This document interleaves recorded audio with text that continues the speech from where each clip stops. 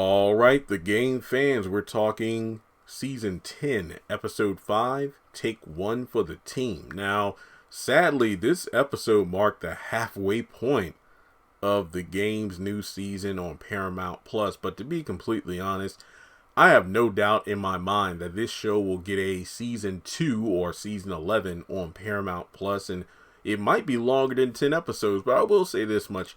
I've been thoroughly enjoying the game. I think I've said this, multiple times already. It doesn't feel like the game we knew from the CW. It doesn't feel like the game we knew from BET. It feels like its own thing, and I love it because of that. So, the synopsis for the episode. When Pookie visits Tasha for the weekend, he hopes of rejuvenating their relationship. But a potential client, Keith Kincaid, I believe that's his name, returns complicates their couple time. Malik's leadership is questioned by his team while they freeze out Jameson on and off the field. So, before moving forward in the review, please take a moment to hit the thumbs up button to show you like the video. Hit subscribe as we close in on 200,000 subscribers. Follow me on social media, links are in the description below, and hit the bell icon and select all, that way you don't miss out whenever I post new content on the channel. I'm giving this episode a solid 8 out of 10, and as the synopsis breaks down, the episode can be broken down into 3 separate parts. The first part being the Pookie and Tasha, reconciliation of their marriage/relationship. The team giving Jameson a tough time, given that they figure he's going to be one of the first people cut from the training camp.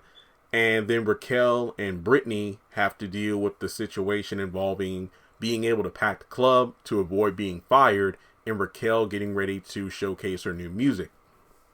So the episode starts with a hot, steamy scene of, Pookie and Tasha getting on her private plane, but that's not the case, because it turns out, while Pookie imagines these two going at it like the old days, Tasha's in her own world, working, and Pookie's left in the cold, and he actually serves her with divorce papers, but, she has her own lawyer and everything, and just decides that, what, how about we take the weekend, no work, it's just us talking things out, working on our marriage, because really, Pookie feels like a shelf husband. Tasha takes him off the shelf, dusts him off, and takes care of her needs, and once that's done, he's put back on the shelf because she's CEO and everything. So she doesn't really have time to be a loving, devoted wife. I mean, this has been hinted at by the Colonel so far in the series, but this is our first time seeing Pookie, and based off what we've seen, the Colonel was right. So in the midst of, and I'm going to discuss this episode in 3 parts just to let you know.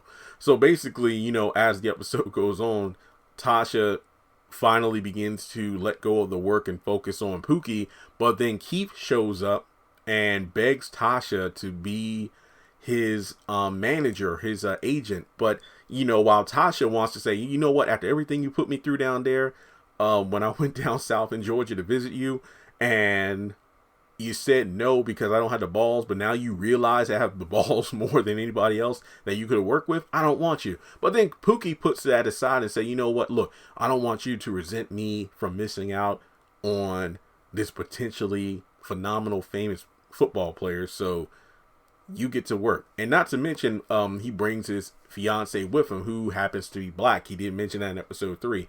Now, while having a meeting at Malik's house, I mean, you have the Kincaidorade, you have the cardboard cutout and everything, just showcasing why Tasha is the manager that Keith should go for, as well as everything that she can offer him.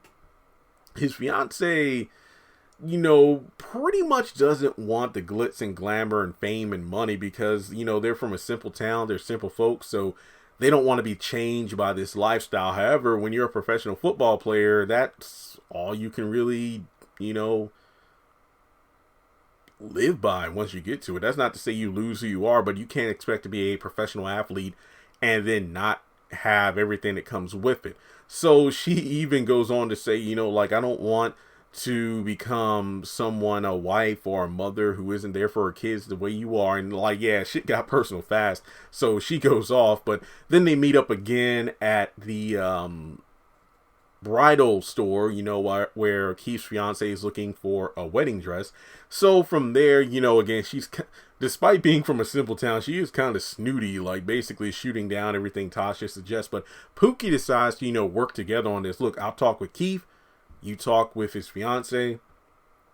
And they actually work pretty well as a team, where this actually makes sense. And I can see where Pookie feels like a asset as opposed to just a accessory to Tasha's lifestyle. So they actually have their one-on-one, but then they talk as a couple to the new couple about what it's like to be, one person who's super famous while the other person isn't. And then it's one of those things where, does a person in a relationship or marriage who has a successful career, do they become married to their career and no longer pay attention to their spouse? Because if nothing else, Keith is the Tasha of that relationship, in the same way that Pookie is Keith's fiance, where they would feel forgotten, neglected, and unloved despite having all the money in the world. So at the end of the day, they decide to sign. And on top of that, Pookie and Tasha get married again in Vegas, which I thought was a great way to cap off the episode. Malik's there.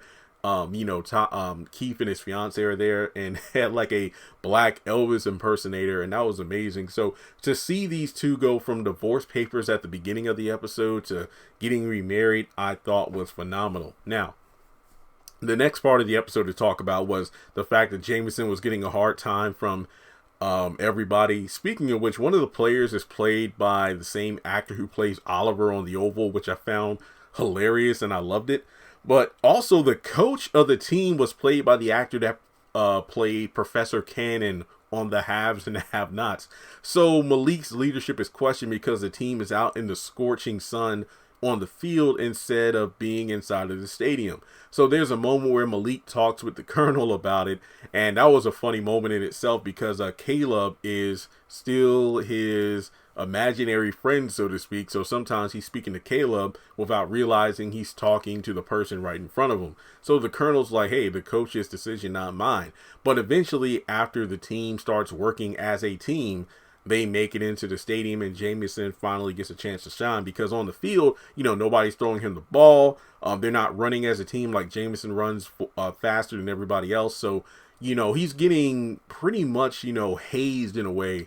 I mean, I don't think he had it as bad as Derwin did in the season 1 of the game, but, Jameson is just being, man, you come with way too much baggage with all your, jail time and bad press. But when Jameson was able to show his stuff, he was able to show his stuff.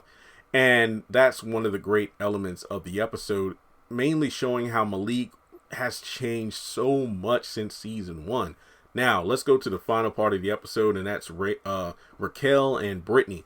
There's a moment where Brittany comes by with gifts for all the players, and she gives a necklace to Jameson for good luck, and it turns out it works. So her thing is not living up to the promise she made to the club owner.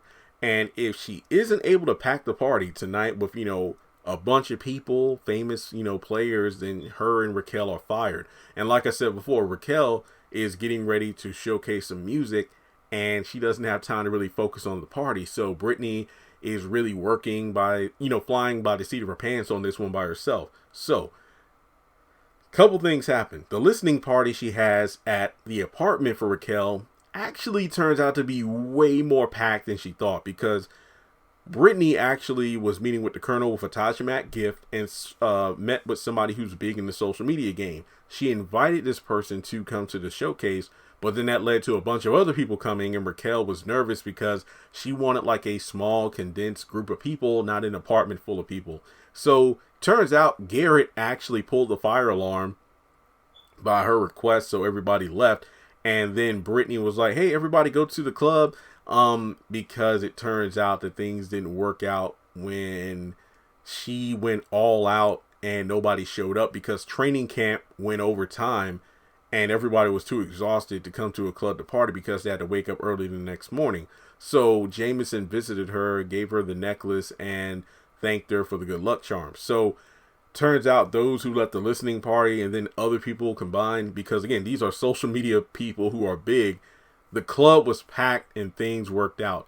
And we actually get a sweet moment between Garrett and Raquel where she played some of her music for him. Then apparently they slept together. And that was pretty much the episode. Everything worked out in the end. So this was a great way to reach the halfway point of the episode. I loved it. Let me know your thoughts in the comment section below. What did you think of Take One for the team? And as always, if you want to donate to the channel, feel free to do so on PayPal or Cash App. But at the very least, make sure you like and subscribe. Follow me on social media, and I'll catch you in the next one.